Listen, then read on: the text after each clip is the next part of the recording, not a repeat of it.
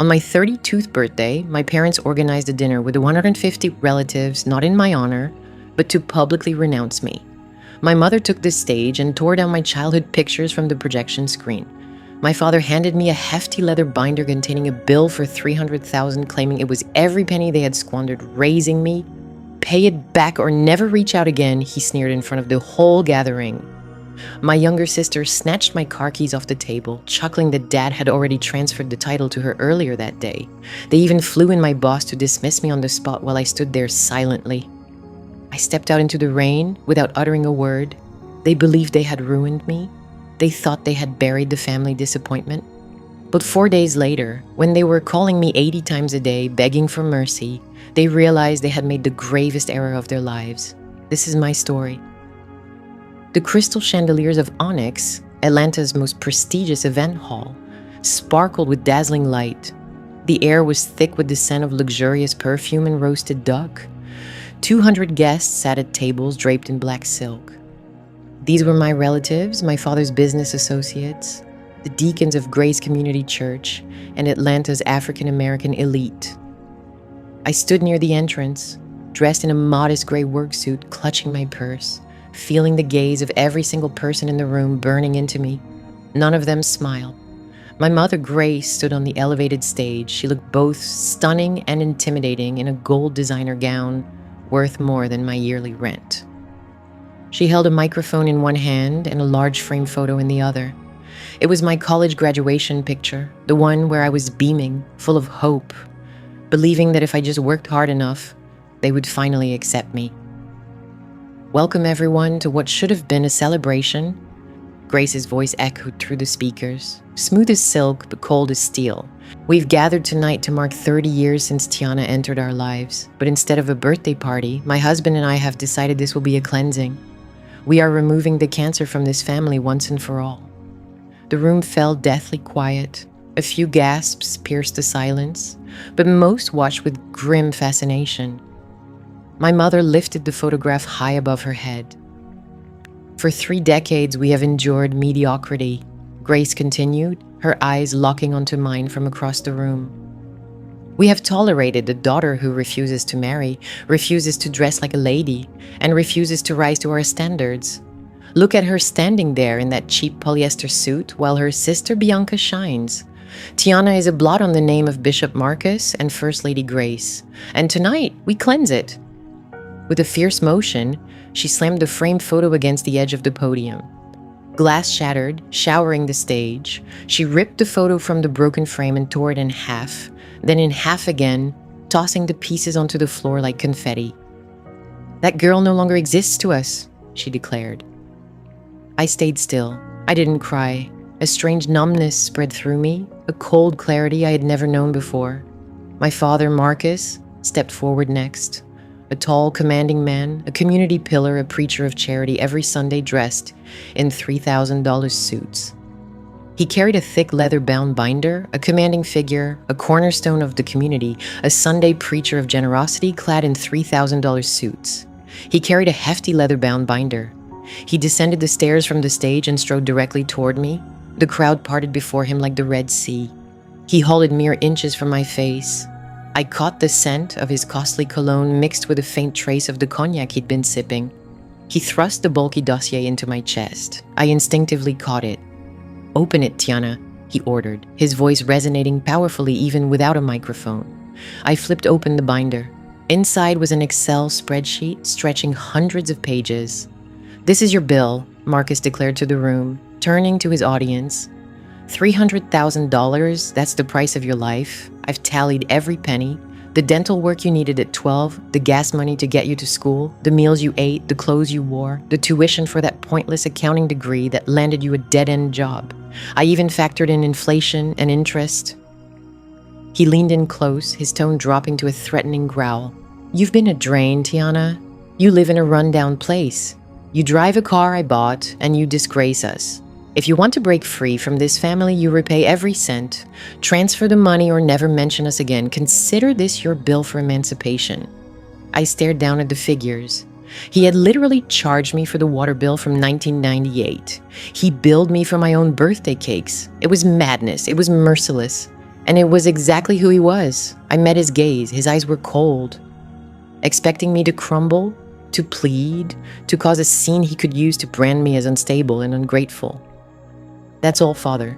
I asked, voice steady. He looked surprised by my composure. "No, it's not over." From the table to my left, my younger sister Bianca stood, 27, radiant in a red silk dress. Her phone was raised, live streaming the entire spectacle to her 2 million followers. She crossed to the table, where I'd placed my car keys upon arrival. She grabbed them, holding them teasingly before my eyes. "You won't need these anymore, sis," Bianca said, her voice dripping with insincere sympathy for her audience. "Daddy transferred the Mercedes title to me this morning. I guess it's an early birthday present." She laughed, a tinkling, cruel sound. Hunter, my brother-in-law, stepped beside her. Handsome in a slick, untrustworthy way, the kind of man who smiled with his mouth but never his eyes. He slung an arm around Bianca's waist. "It's an older model," Hunter sneered, eyeing me up and down, "but perfect for hauling my Great Danes to the vet. The leather in the back is already ruined anyway, right, Tiana? Just like your career." "Give me the keys, Bianca," I said, holding out my hand. "The car's still registered in my name." "Correction," Bianca smirked. "It was in the family trust, which Dad controls, and he officially signed it over to me at 9 a.m. sharp. You're walking home tonight, or call an Uber if your miserable salary can cover it." The shame felt like a weight pressing down on my chest.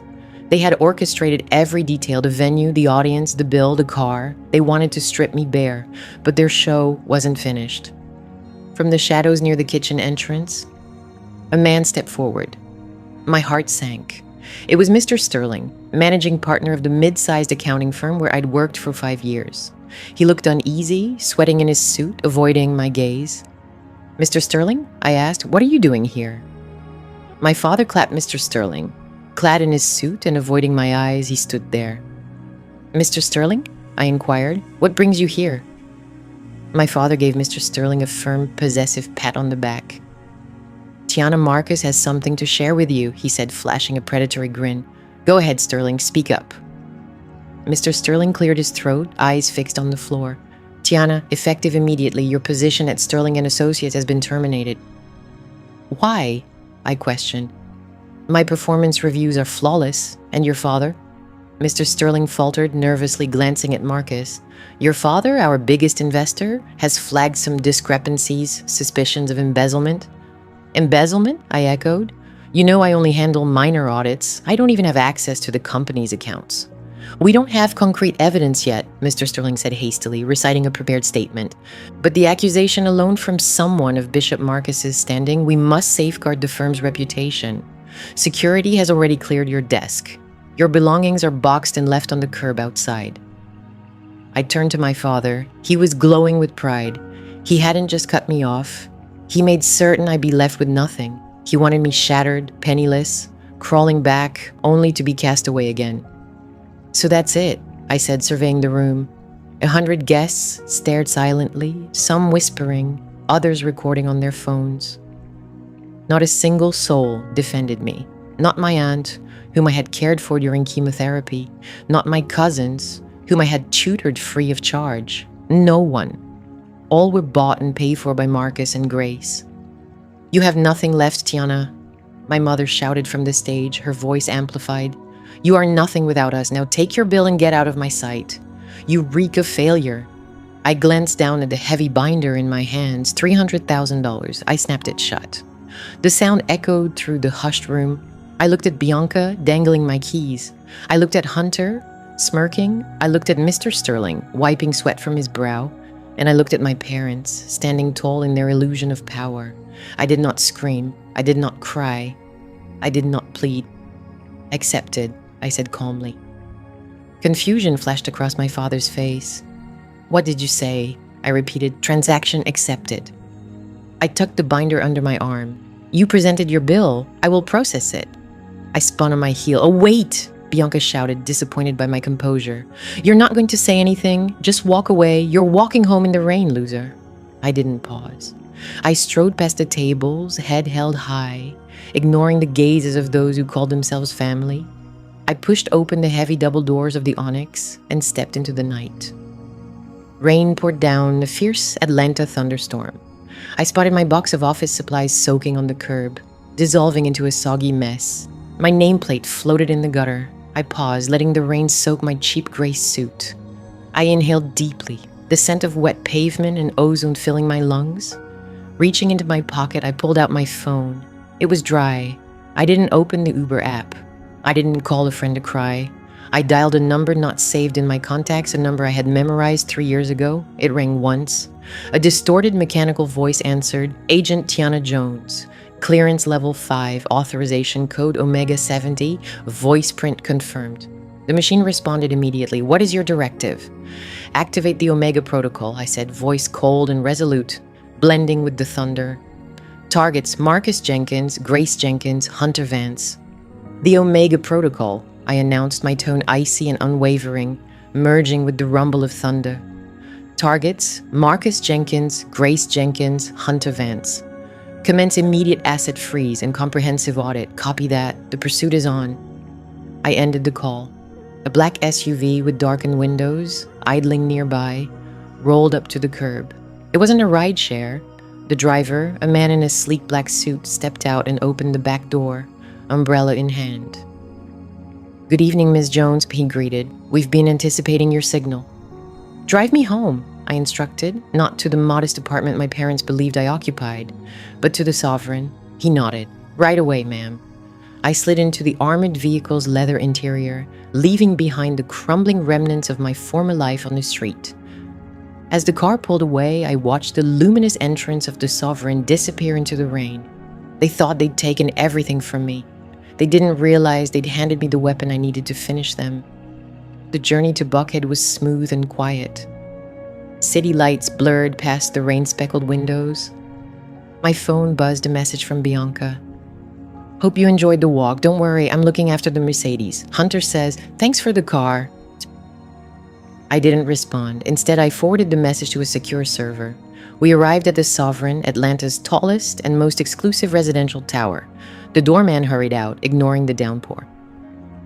"Miss Jones, welcome back," he said, holding the door. "We weren't expecting you tonight." "Plans changed, Henry," I replied, stepping into the warm glow of the lobby. I took the private elevator to the penthouse. The doors opened directly into my apartment, not a sanctuary, but a command center hidden beneath luxury. Floor-to-ceiling windows offered a panoramic view of the city. The furnishings were minimalist Italian, costly and elegant, but the true centerpiece was the bank of monitors lining the east wall. I tossed my soaked gray blazer onto the floor, kicked off the battered heels my mother despised, and approached the wall safe concealed behind modern art. I spun the dial. Click.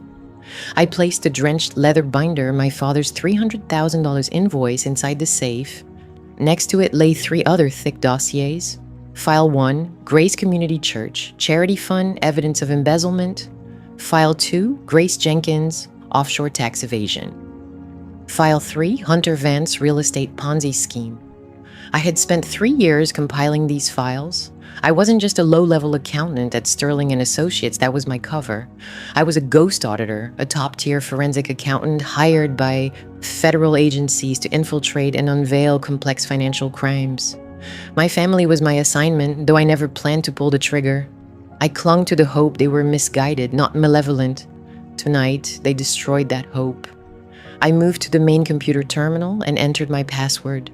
The screens flickered to life. Rapid streams of data scrolling by.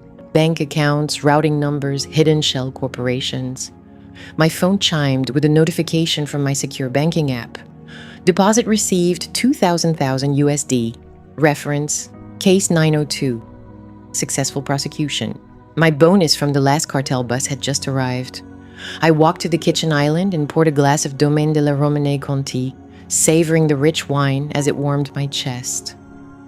Gazing out at the rain pounding the window, I looked down on the city where my parents were laughing, popping champagne, celebrating my downfall. They wanted $300,000. I would give it to them. But first I was going to take everything they owned, the collapse. They demanded $300,000. I was prepared to pay it, but first I planned to seize everything they owned. I settled at the keyboard. "Let's find out the true value of that land behind the church," I murmured to the empty room. The following morning, my family was still basking in their triumph. But for me, the battle was only just starting. At 10 a.m., my family gathered at my parents' grand estate in Buckhead. Through the hacked webcam on Hunter's laptop left, carelessly active in the living room, I observed them. They enjoyed brunch, mimosas, catered eggs, laughter. Hunter stuffed toast into his mouth. Now that Tiana's gone and Sterling fired her, she's got no income. She'll be desperate within a week. She'll come begging. Grace chuckled. And when she does, we make her sign over her rights to the grandfather's land trust. We need that signature to sell, Hunter added. That was their strategy. My grandfather had left a small parcel behind the church. They assumed it was theirs, but he'd placed it in a trust, requiring all grandchildren's signatures before any sale. They wanted me desperate, so I'd sell for pennies. We don't need her signature, Hunter said, wiping his mouth. I know someone who can forge it. But first, we sell the land to my development company for a low price, then flip it to investors for $10 million. $10 million, Marcus whistled. God is good. I sipped my coffee, watching them on the monitor. $10 million, that was their plan. My phone rang. It was my lawyer, Mr. Cole. Miss Jones, are we ready to initiate phase 1? Proceed, I replied. Half an hour later, the doorbell rang on the screen. At my parents' house, a man in a suit entered, not the police. It was the family attorney, Mr. Henderson, looking pale and frightened. Marcus, Grace, we have an issue, Henderson said, declining the offered mimosa. What is it? Marcus asked, irritated. I went to the courthouse to prepare the land sale documents. Henderson stammered. We can't sell the land. Why not? Hunter demanded. Tiana hasn't signed, but we can pressure her. It's not about the signature, Henderson explained, wiping sweat from his forehead. The land isn't part of the family trust anymore. What do you mean? Grace asked, standing abruptly.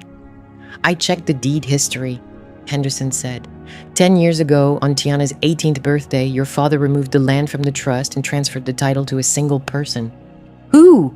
Marcus shouted. Who owns my land? It's not your land, Marcus, Henderson said quietly. It belongs solely to Tiana. She's been the sole owner for 12 years. Silence fell. I saw Grace drop her glass, shattering it on the marble floor. That's impossible, Bianca yelled. Grandpa hated her. Apparently not, Henderson said. And there's more. I just received a notice from the city. The owner, Tiana, has filed a petition to rezone the property. Rezone it to what? Hunter asked, his face pale. She's donating it, Henderson read from a document, to the city for a permanent homeless shelter and sewage treatment expansion. A sewage plant? Grace screamed. Next to the church? It'll ruin property values. It'll stink, and Hunter's development deal is dead. Marcus sank into his chair, grasping the reality. I leaned back in my penthouse chair, watching the turmoil on my screen. They believed I was broke. They thought I was homeless and defeated. I picked up my phone and dialed my parents' landline. I was broke. They assumed I was homeless and beaten down. I grabbed my phone and called my parents' landline. On the screen, Marcus appeared, watching the phone ring. He picked up. Hello, he barked. Hey, Dad, I replied brightly. Just wanted to let you know I'm working on that $300,000, but I might need to cash in some assets, like that old patch of land behind the church. It's probably worthless, right? Just dirt. Tiana Marcus shouted, listen to me. I hung up. Step 1 complete. Now let's see how they react to the silence. I switched my phone to Do Not Disturb. The notifications flooded in, 5 calls, 10 calls, 20. By noon, 50 calls. By dinner, 80. I sat in my living room, watching the sunset, enjoying a steak cooked by my private chef. My phone lay on the coffee table, buzzing nonstop like an angry hornet trapped inside. Voicemail from Mom Tiana. Honey, we were just stressed yesterday. We didn't mean it. Come home. Let's talk about the land. Voicemail from Dad. Ungrateful kid. You can't do this to the church. Pick up. Voicemail from Hunter. Look, Tiana, let's make a deal. I can make you rich. Just don't rezone the land. Call me. I took a sip of wine. Rich? I thought. Hunter, I could buy your whole world with my quarterly bonus. I didn't answer. I let them stew, let the panic set in because they didn't yet know the worst. They were worried about the land, unaware I had already triggered an audit on the church's charity funds. Tomorrow, Bianca would learn that driving a stolen car, even with your dad's keys, is a felony when the car is registered to a shell company linked to the FBI. I glanced at my watch. 8:02 p.m. Time for phase 2. I opened my laptop and checked the GPS tracker on the Mercedes. It was parked outside a chic midtown nightclub. Bianca was probably partying, flaunting the keys to her friends. I launched the remote control app. Engine immobilized, doors locked, alarm activated. On another screen, I tuned into police dispatch. I grabbed my burner phone and dialed 911. Yes, I want to report a stolen vehicle, a black Mercedes. It's currently at Club Rain. The driver's a woman, late 20s. Yes, I have the title. It belongs to Omega Holdings. No, I did not authorize anyone to drive it. I hung up and watched the GPS dot. Happy birthday to me. My phone vibrated against the marble kitchen island constant, relentless, like an angry hornet trapped in a jar. I swirled a deep red Cabernet in my glass, watching the screen light up 82 missed calls. It had been less than 4 hours since Mr. Henderson dropped the bomb about the land, and my family had shifted from treating me like an outcast to chasing me like I was the last drop of water in a desert. I sat on a high-backed velvet stool in my penthouse at the Sovereign, gazing out over the Atlanta skyline. The rain from last night had cleared, leaving the city sparkling under the midday sun. From up here, cars looked like toys, people like ants. It was peaceful, a sharp contrast to the chaos unfolding in the mansion I once called home. My phone buzzed again. It was my mother, Grace, her 20th attempt in the last hour. I didn't answer. I simply tapped to send it to voicemail and leaned over to read her message as it transcribed on my monitor. I simply tapped to send it straight to voicemail and leaned in to read her message as it appeared on my screen. Tiana, sweetheart, please pick up. Grace's voice was breathless, higher pitched than usual, dripping with saccharine sweetness that made me cringe. I know you're upset about last night. We were all under so much stress with the church and the business. You know how your father gets. He didn't mean it, darling. He was just trying to push you. Look, I'm making your favorite tonight gumbo, the spicy kind you adore. Just come home, baby. We need to sign some papers to renew the trust. It's just boring paperwork. Then we can be a family again. Please, Tiana. Mommy loves you. I took a sip of wine, letting the rich, oily taste linger on my tongue. Mommy loves you. The same woman who less than a day ago tore up my graduation photo and called me a disgrace to the family name. The nerve was almost impressive. She thought I was naive. She thought she could reel me back into the trap with a bowl of gumbo and sweet words because she needed my signature to lock down her $10 million. The buzzing stopped for a moment, then started again. This time it was Marcus. I let it go to voicemail. Tiana, this is your father. Marcus's voice boomed through the speaker, trying to sound commanding, but cracking with panic beneath. Stop playing games. You made your point. You walked out. Well done. Now answer the phone. That bill I gave you was a joke, a parable, like the prodigal son. I was teaching you the value of money, not actually demanding payment. Do you think I'd charge my own flesh and blood for raising them? Don't be absurd. Come home. We need to talk about the land behind the church. There are tax issues if we don't update the deed today. Call me immediately. A joke. A $300,000 joke. Presented in a leather binder in front of 200 people. He was terrified. I could hear it in the rushed way he spoke. He knew if I didn't sign over that land, his whole house of cards would fall apart. I set my wine glass down and pulled my laptop closer. It was time to reply. Not by answering, but by drawing a line so high they'd need oxygen to reach the top. I logged into my mobile carrier's dashboard and went to voicemail settings. I deleted my usual professional greeting. I hit record. Thank you for calling, Tiana Jenkins, I said into the microphone, keeping my tone flat, professional, and utterly emotionless. I am currently unavailable as I am working multiple jobs to raise funds to pay the $300,000 invoice issued to me by Bishop Marcus Jenkins. I am taking this demand seriously. Please do not leave a message unless you are a debt collector. Have a blessed day. I saved the recording and set it as active. Then I leaned back and waited.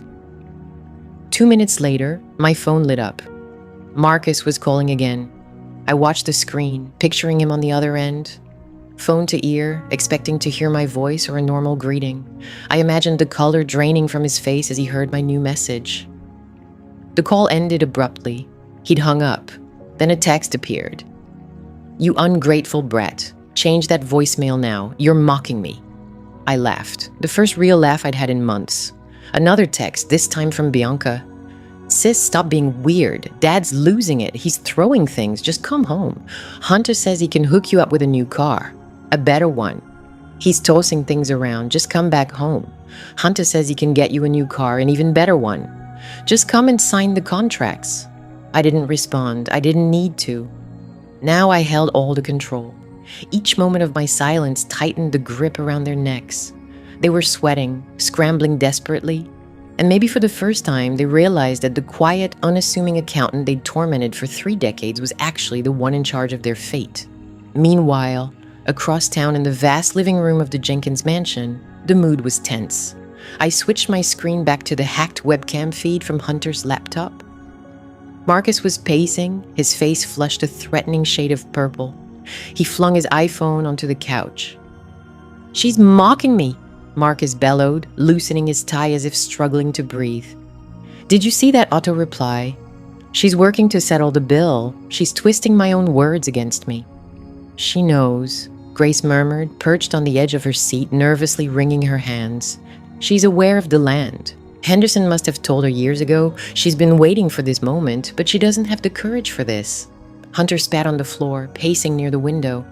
"Tiana follows the crowd. She's weak. Someone's pulling her strings. Maybe she's got a boyfriend. Maybe she hired a lawyer." "We have to find her," Marcus said, stopping mid-step. "We cannot let her rezone that property. If the city approves that homeless shelter, the value drops to nothing. Zero, and the developers will walk away." "I tried to track her again," Hunter said, checking his phone. "The GPS still shows her at the Sovereign, but that doesn't add up. You can't even get into the Sovereign's lobby without a key card or an invitation. Security is tighter than the White House." "Maybe she's working there," Bianca offered, scrolling through Instagram with a mix of boredom and anxiety. "Maybe she's a maid or a dog walker for some wealthy residents." "We went by an hour ago," Marcus said. "The doorman wouldn't even confirm if a Tiana Jenkins was on the guest list. He threatened to call the cops if we didn't move the car." A small thrill of satisfaction stirred in me, watching them fail. They'd tried to storm my fortress and were stopped at the gate. "We need another tactic," Hunter said, narrowing his eyes. His usual smooth salesman voice turned cold and sharp. "The nice approach isn't working. The guilt trip's a bust. We need leverage." "What kind of leverage?" Grace asked, voice shaky. "Physical leverage," Hunter said. "We have to corner her. Just her and us. No phones, no lawyers, no security. If I get 5 minutes alone with her, I'll get that signature. I don't care if I have to guide her hand myself." "You can't harm her," Marcus said quickly, though I noticed he didn't refuse outright. He just hesitated. Hunter waved him off. "I'll persuade her. Fear is a powerful motivator. But first, we need to pinpoint exactly where she is. The Sovereign is huge. I know a guy." Hunter pulled a second burner phone from his pocket. "Ex-cop private eye. He handles the dirty work for the real estate firm when we have stubborn tenants refusing to leave. He can find out which unit she's in. Find out who she's staying with." "Do it," Marcus commanded, turning to stare at my grandfather's portrait again. "Pay whatever it takes. Just get her to me." I watched as Hunter dialed. "Yay, Ray, it's Hunter. Got a job for you. A skip trace." I watched as Hunter made the call. "Hey, Ray, it's Hunter. Got a task for you, a skip trace. I need you to track down a woman named Tiana Jenkins. She's somewhere in the Sovereign building over in Buckhead. I need her apartment number, her daily routine, and I want to know when she leaves the building. And Ray, if you can catch her, catch her. There's a bonus waiting for you." A shiver ran through me despite the warmth of my penthouse. They were stepping up their game from emotional manipulation to outright threats. Hunter was bringing in his muscle. I reached for my keyboard. "So you want to play rough, Hunter?" I murmured to the screen. "You want to hire a private eye? Fine. Let's see what your detective uncovers when I feed him exactly what I want him to find."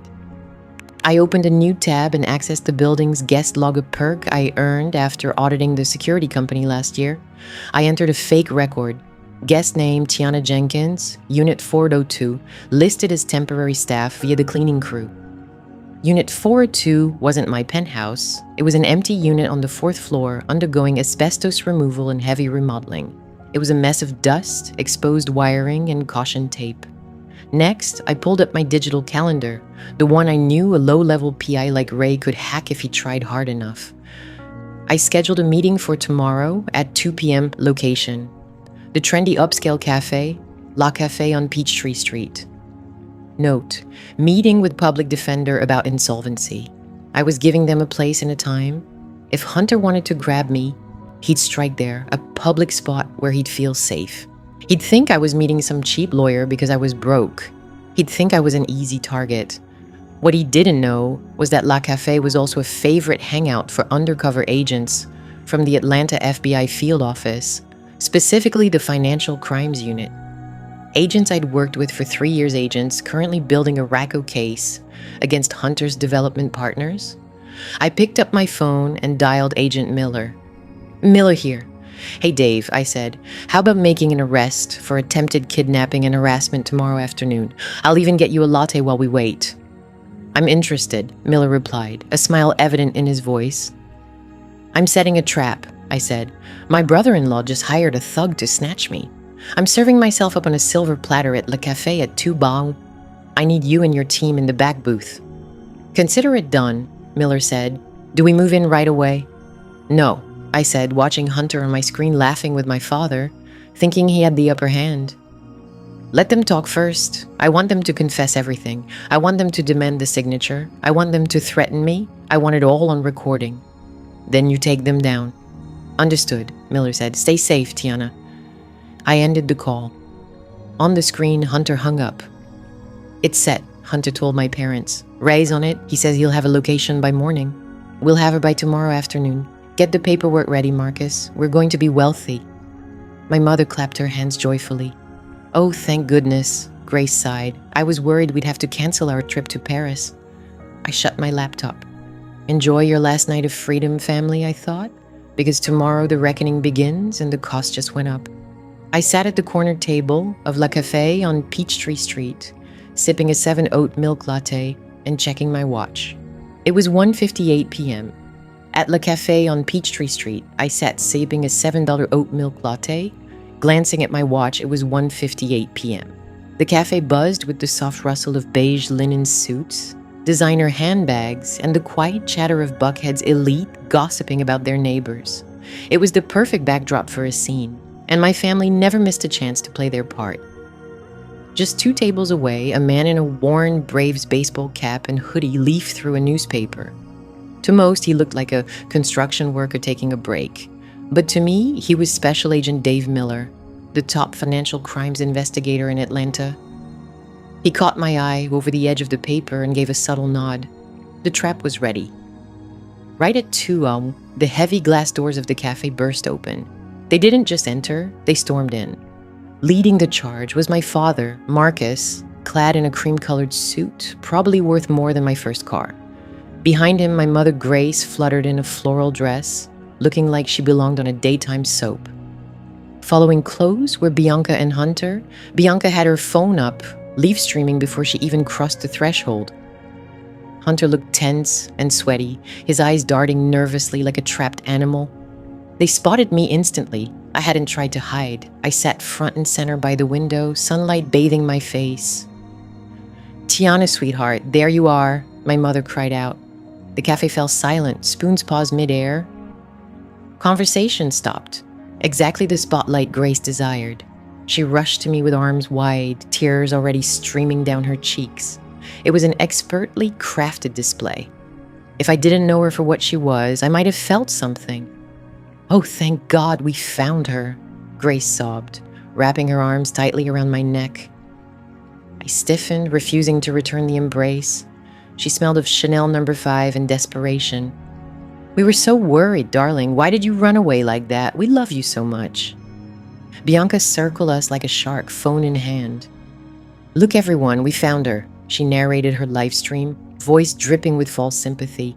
My poor sister has been struggling with a mental health crisis, but the family is here now.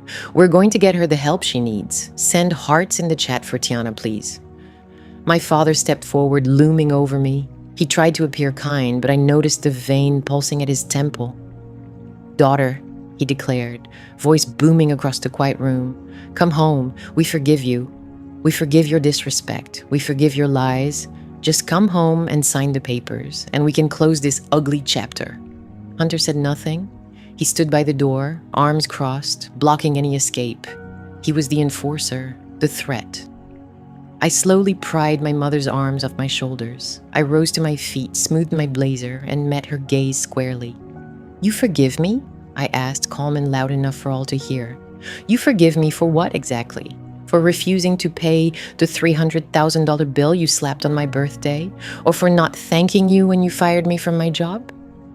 Grace's smile faltered. She let out a nervous, shaky laugh. "Oh dear," she said, patting my cheek a little too roughly.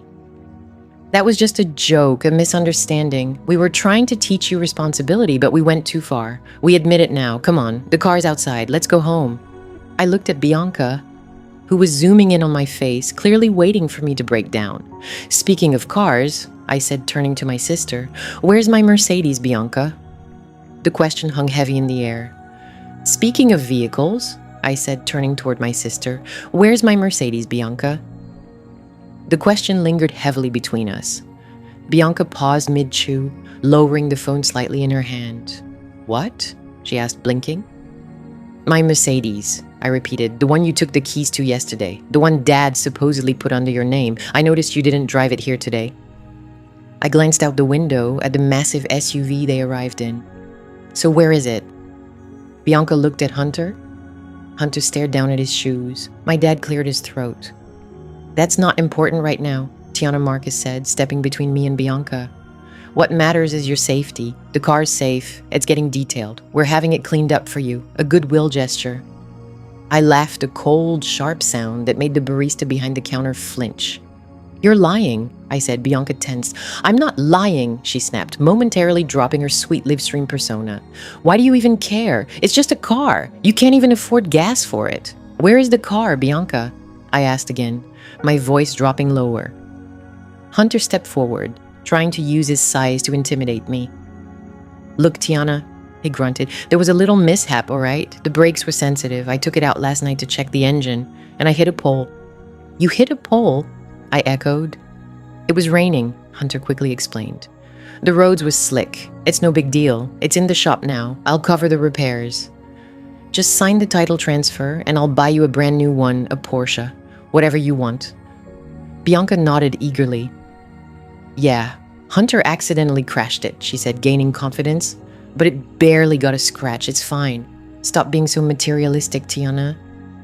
It's just metal. Family is what counts." I looked at them, the greed, the entitlement, the complete lack of responsibility. They honestly thought they could take whatever they wanted, break whatever they touched, and talk their way out of it. I pulled my phone from my pocket, tapped the screen 3 times. "That's funny," I said, because according to the GPS tracker and onboard computer logs, the car never hit a pole. It was remotely disabled at 2 a.m. outside Club Rain. Hunter's face drained of color as I continued reading the report on my screen. "It wasn't damaged in an accident. It's currently held in the police impound lot because it was reported stolen." "Stolen?" Marcus shouted. "Who reported it stolen?" "I did," I said. "I hold the title." "No, Dad, you don't," I said. "You held the title to the old Honda I drove in college, but the Mercedes, I bought that myself 3 months ago and registered it to Omega Holdings." "My company?" "Your company," Bianca scoffed. "You don't have a company. You just file taxes. You make 40 grand a year." I glanced at Agent Miller in the corner. He folded his newspaper and stood. "That's exactly what I wanted you to believe," I told my family. "Just like I wanted you to think I was broke. Like you thought I was weak. But the truth is I've been auditing you for 3 years. And that car is federal property used in an undercover investigation." Hunter took a step back. "What are you talking about?" he whispered. "I'm talking about grand theft auto," I said. "Unauthorized use of a corporate vehicle. And since you just admitted on a live stream with 2,000 viewers that you took the car and crashed it, you've confessed to a felony." Bianca looked at her phone. The comments section was scrolling so fast it was a blur. Context: admitted to a serious crime. Bianca glanced at her phone, but the flood of comments streamed so rapidly they blended into an unreadable haze. People questioned the authenticity. Some tagged law enforcement. "You betrayed us," Bianca screamed, flinging her phone onto the table. "You witch! You framed us." "I didn't betray you," I replied calmly. "I just handed you enough rope. You were the ones who fashioned the noose." I glanced beyond them toward the entrance. 2 officers in uniform walked in, followed by Agent Miller, who flashed his badge. "Bianca Jenkins, Hunter Vance," Agent Miller announced, his tone slicing through the tension like a blade. "You're under arrest for grand theft auto and property damage. Hunter Vance, there's also a warrant for your arrest on charges of wire fraud and racketeering. Please place your hands behind your back." The cafe erupted into pandemonium. Grace let out a piercing scream that shattered the refined atmosphere. "No, you can't touch him," Marcus shouted, attempting to block the officers. "Do you realize who I am? I'm Bishop Marcus Jenkins. These are my children. This is a mistake. My daughter is mentally unstable. She doesn't know what she's saying." "Miss Jenkins appears perfectly clear-headed to me," Agent Miller responded, signaling the officer to proceed. Hunter tried to escape. He dashed toward the side exit, knocking over a table of iced teas. But he didn't make it 3 steps before a plainclothes officer, who had been casually sipping espresso by the door, tackled him to the floor. Handcuffs snapped shut. Hunter howled in pain and outrage. Bianca didn't flee. She froze. As the officer gripped her wrist, she looked at me with eyes filled with utter betrayal. "Tiana, help me," she pleaded, voice trembling. "Tell them it's a joke. Say I'm your sister. You can't let them take me to jail. I have a brand deal tomorrow. I can't go to jail." I looked at her, the sister who had laughed as I walked home in the rain, the sister who had ridiculed my work, my clothes, and my life for 3 decades. I leaned close, whispering so only she could hear. "You should have thought about that before you took my keys. And Bianca, don't worry about the brand deal. I'm pretty sure they don't endorse felons." They dragged her away. She sobbed, mascara streaking down her cheeks, kicking the floor in frustration. Hunter was hauled out behind her, cursing and shouting threats. Grace collapsed into a chair, gasping for air. Marcus stood motionless, a mask of furious terror. He looked at me, and for the first time, I saw fear in his eyes. "You did this," he hissed. "You tore your family apart, over a car, over land. Are you satisfied?" I picked up my purse, smoothed my blazer. "I'm not satisfied, Dad," I said. "I'm just balancing the books, and you're deep in the red." I caught the waiter's eye. "Check, please," I said. I paid for my latte. I covered the cost of the broken glass. Then I walked out, leaving my parents amidst the ruins of their reputation, as sirens wailed in the distance. They believed this was the finale. They thought the arrest was the worst that could happen. They were mistaken. This was only the beginning. The main event was set for Sunday, and I was eager to deliver it. The interrogation room at the Atlanta station reeked of stale coffee, and worn sweat a stark contrast to the lavender and wealth scent of my parents' estate. My sister Bianca sat slumped over a cold metal table, surrounded by the fragrant lavender and the rich aroma of my parents' estate. My sister Bianca slumped over a cold metal table, defeated. Her pricey makeup was smeared in uneven black streaks down her cheeks, making her resemble a raccoon caught rummaging through garbage. She wasn't live streaming anymore. They had confiscated her phone, her purse, and her pride. I stood behind the one-way mirror, watching as she struggled to catch her breath. Next to me, Agent Miller folded his arms. "She'll crack in 5 minutes," Miller remarked dryly. "She's been yelling for her dad, her lawyer, and her followers in that order. She even asked if they could adjust the mugshot lighting." I nodded without expression. "Let me speak to her," I said. Miller unlocked the door, and I stepped into the small gray room. Bianca's head snapped up. When she saw me, hope flickered in her bloodshot eyes before it was replaced by fury. "Tiana," she screamed, springing up as her handcuffs clanged against the table. Tell them this is all a mistake. Tell them the car belongs to Dad. Get me out of here. My skin is breaking out. I can't stay here." I didn't sit down. Instead, I stood by the door, smoothing the lapel of my blazer. I looked at her, not with anger, but with the cold precision of an auditor examining a fraudulent account. "The car is in Dad's, Bianca. I said evenly. I told you it belongs to Omega Holdings, a federal shell corporation. You were caught with it after I reported it stolen. That's grand theft auto. That's a felony. This is a family matter, Bianca spat. Dad gave me the keys. It's a civil issue. My lawyer said I'll be released in an hour.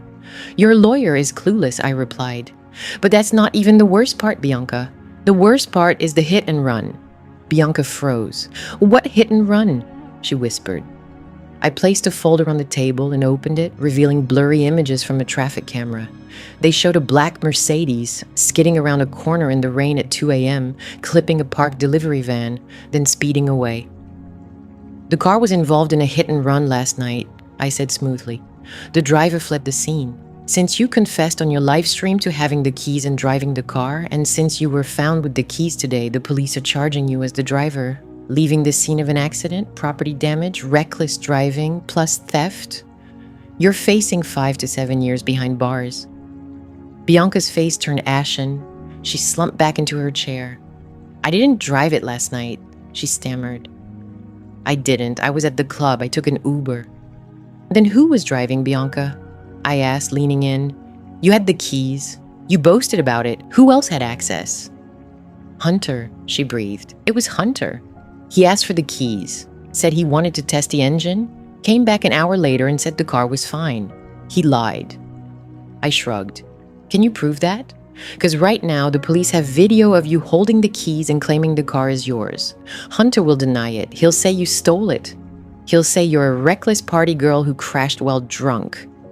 Who do you think a jury will believe, the businessman or the influencer who broadcasts her crimes? Bianca burst into ugly, gasping sobs. He set me up, she wailed. He completely set me up. Tiana, you have to help me. I can't go to prison. I'll lose my endorsements. I'll lose my verification badge. I watched her unravel. It was pitiful. She wasn't afraid of the crime. She wasn't worried about right or wrong. She cared only about her blue check mark. I can help you, I said quietly. Concerned only with her blue verification badge, oblivious to right or wrong, she fretted. I can assist you, I murmured softly. Bianca glanced up, mascara streaks trailing down her chin. How? I offered. I can drop the charges. Representing Omega Holdings, I can sign a waiver claiming there was a misunderstanding about the vehicle's use. I can confirm Hunter had access to the spare key. I can make this disappear. Bianca nodded rapidly. Yes, please do that, Tiana. I'm your sister. I raised a hand. I'm not helping because you're family, I said coldly. There's a cost. A cost? Bianca blinked in disbelief. I don't have money. Dad does. I'm not after money, I said. I want information. Pulling out a chair, I sat across from her and leaned in. I know Hunter and Dad are funneling funds. They're depleting the church charity account. They plan to sell the land, but Hunter is greedy. He's not just putting money in the family pot. He's skimming off the top, hiding assets. I need to know where. Bianca bit her lip, clearly terrified. Dad will kill me, she whispered. Hunter will. Prison will, I replied. And trust me, orange is in your color. Think hard, Bianca. Hunter wrecked the car and let you take the blame. He sacrificed you to save himself. Do you really owe him loyalty? Her fear hardened into defiance. A narcissist hates being exploited. He's a pig, she spat. Thinks he's clever, but he's sloppy.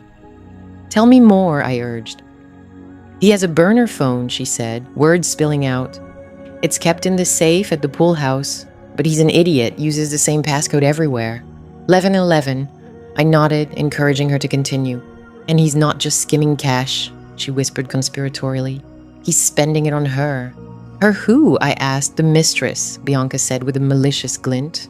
Crystal. She's 22, works at the luxury handbag shop in Phipps Plaza. Hunter's been using church funds to buy her Birkin bags. $50,000 last month alone. He brags about it when he's drunk, says the congregation is footing the bill for his side piece. A rush of adrenaline hit me.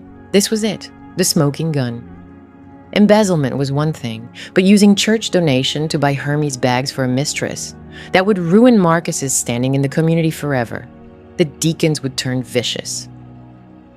Do you have proof? I asked. I have pictures, Bianca said. Took screenshots of his texts when he passed out by the pool last week. Planned to blackmail him into a Dubai trip, but now you can use them to keep me out of jail. Where are the photos? In my iCloud, she replied. My phone's evidence, but if you have a laptop, I can log in. I stood and knocked on the glass.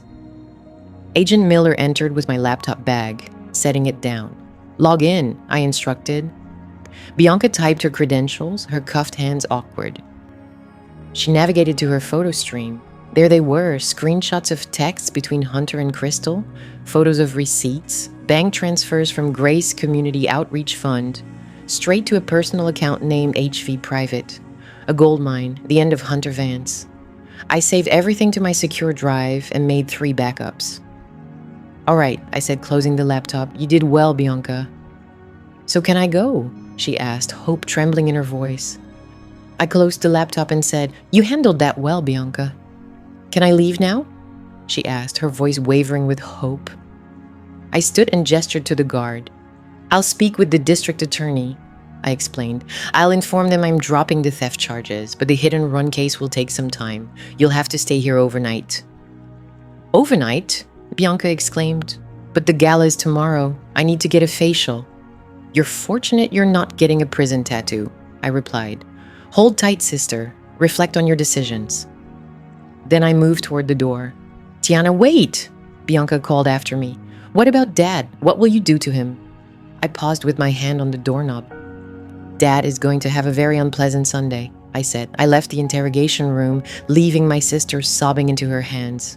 I felt no remorse. She was ready to blackmail her own brother-in-law for a vacation. She had watched me walk into the storm without hesitation. She was a scorpion, and I had just removed her sting. In the hallway, I met Agent Miller. Did you get it? He asked. I held up the flash drive, all of it. Wire fraud, embezzlement, and a scandal that'll make prime time. Hunter bought his mistress $50,000 worth of designer bags with money meant for the soup kitchen. Miller whistled low. That guy's finished. When do we make our move? Not yet, I said, checking my watch. Hunter may be the muscle, but Marcus is the mastermind. I need to cut off the head, and to do that, I need Grace. Grace? Miller asked. Your mother? She's fiercely loyal. She won't turn. She's loyal to the money, I corrected. To the lifestyle. Right now, she believes Hunter is the golden goose who'll sell the land and buy her a villa in France. I pulled up the video file from Bianca's cloud on my phone, showing the receipts for the mistress's purchases. She needs to realize her golden goose is cooking another bird, I said. I opened my email and drafted a message to Grace Jenkins. Subject, urgent. Hunter's investment portfolio attached were photos of the Birkin bags. Texts where Hunter called Marcus an old fool and Grace a washed-up pageant queen, and bank transfers proving he was draining their funds. I hit send. Turning to Miller, I said, Phase 3 is underway, now we wait for the fallout. It didn't take long. 10 minutes later, my phone buzzed with a notification, not a call, but an alert from the hacked security cameras inside my parents' home. I opened the app. Grace stood in the living room, clutching her iPad, staring at the screen, her face frozen in utter shock. She wasn't screaming yet, just trembling. The truth was crashing over her like a tidal wave. The money she thought was secure, the retirement she believed safe, the son-in-law she had defended over her own daughter. It was all a lie. She dropped the iPad onto the couch and grabbed her phone. She dialed a number. My phone rang. Hello, Mother, I answered. Tiana? Grace's voice was a broken whisper. Tell me this isn't true. Tell me you made it up. I didn't, Mom, I said. Bianca handed it to me. Hunter is stealing from you, and he's mocking it. He spent $50,000, Grace gasped, on a handbag. My retirement money. He's going to leave you with nothing, I pressed. If you sign the land sale, he'll drain that money too. Then he'll run off with Crystal, leaving you and Dad with the debt and the scandal. Help us, Grace pleaded. Tiana, please, you're the smart one. Context. Leaving you and Dad with the debt and the disgrace. Please help us, Grace begged. Tiana, you're the clever one. You're an accountant. Fix this. I can't fix it, Mom, I replied, but I can stop it. How? Grace inquired. Bring Dad to church on Sunday, I instructed. Make sure Hunter is there. Make sure the whole congregation attends. I'm coming to the service and I'm going to speak out. Speak out? Grace asked, hope creeping into her tone. You mean you'll apologize? You'll sign over the land? I'm going to tell the truth, I said. Just make sure they're all present. I ended the call and stepped outside the police station into the cool night breeze. The city lights of Atlanta twinkled in the distance. The board was set. The pawns removed, the knights captured. Now it was time to checkmate the king. Saturday morning found Hunter Vance in his element, the corner office, Advanced Development Group. Through the hidden camera I installed in his smoke detector 6 months ago, I observed him admiring his reflection in the floor-to-ceiling windows. He adjusted his silk tie, smoothed his hair, and sipped espresso. He looked like a man who owned the world, unaware that his wife was locked up in a holding cell in an orange jumpsuit, or that his sister-in-law was about to dismantle his empire. From my command center in the penthouse, I typed a single email. This time, I didn't use a burner address. I sent it through an encrypted server routing through 3 countries, making it impossible to trace. Subject, account, 4490 Cayman Islands body. I'm aware of this skimming, Hunter. I know about the $500,000 you diverted from the construction loan last week. I know about the shell company in Bice. Transfer $500,000 to the account below by noon. Or I send the ledger to the IRS and Bishop Marcus. You have 1 hour. I attached a PDF. This wasn't just a threat, it was a detailed forensic accounting of his theft. Every dollar stolen from my father, every cent embezzled from the church's building fund, every illegal kickback from contractors. It was a blueprint for financial destruction. I clicked send. On my screen, I saw Hunter's phone light up. He picked it up casually, probably expecting a message from his mistress. He unlocked it, his eyes widened, his face drained of color, turning a sickly gray. He dropped his coffee cup. It shattered on the hardwood, espresso splashing his Italian loafers. He didn't notice. He scrolled frantically through the PDF, hands trembling so much he almost dropped the phone again. He locked his office door, drew the blinds, and paced like a trapped animal, muttering curses. He checked his watch. He stared at his computer. It was clear he realized he stood on a trap door. He grabbed his phone and dialed. I turned up the volume. Pick up, old man, he hissed, pacing the rug. Pick up, you worthless windbag. Hello? My father's voice came through, small and confused. Hunter, is everything okay? We're worried about Bianca. She hasn't called. Forget Bianca, Hunter snapped. Listen, Marcus, we've got a serious problem. A major issue with the zoning commission. What kind of problem? Marcus asked. The councilman? Hunter lied smoothly, the panic shifting into practiced manipulation. The councilman wants more money, Marcus. Is there a problem? Marcus inquired. The councilman, Hunter lied smoothly, his panic morphing into calculated deceit. He's demanding more money, Marcus. He claims the environmental impact report has raised red flags. He intends to shut down the entire project. He says he can resolve the issue, but only if we make a hefty donation immediately. We already gave him $50,000, Marcus argued. That was just a retainer, Hunter responded, wiping sweat from his brow. Now he wants $500,000 in cash today, or he'll kill the deal, cancel the land sale, and the $15 million vanishes. $500,000, Marcus gasped. Hunter, I don't have that kind of cash in hand. The church funds are already stretched thin because of renovations. Then free them up, Hunter snapped, pounding the desk. Rob Peter to pay Paul, Marcus. Dip into the benevolence fund. Use the retirement trust. I don't care where you find it, just get it. If we don't pay by noon, it's over. We lose everything. The villa in France, the yacht, your reputation, it's all gone. Silence fell over the line. I could hear my father's heavy, uneven breathing. He was terrified, trapped by the very monster he had let into his home. I can wire it, Marcus said at last, his voice defeated. I can access the emergency relief fund. But Marcus, this has to be the last time. They won't find out, Hunter purred, his tone soothing and coaxing. After we sell the land, we'll replace it all plus interest. No one will ever know. Just send it to the usual offshore account for privacy. Do it now, Marcus. Time's running out. I'll do it, Marcus whispered. Hunter ended the call, exhaling deeply as he leaned back in his chair. He closed his eyes and chuckled a dry, humorless sound. Too simple, he muttered to the empty room. He grabbed his phone again. But this time, he didn't call the blackmailer or check on his wife in jail. He dialed a number I recognized from Bianca's screenshots.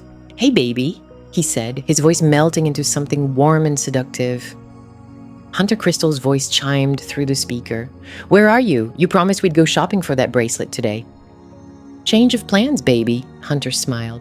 "Pack a bag, a big one. Don't bother with clothes. We'll buy new ones when we get there. Grab your passport."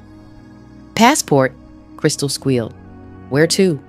"Rio," Hunter said. "Or maybe Dubai, somewhere with no extradition treaty."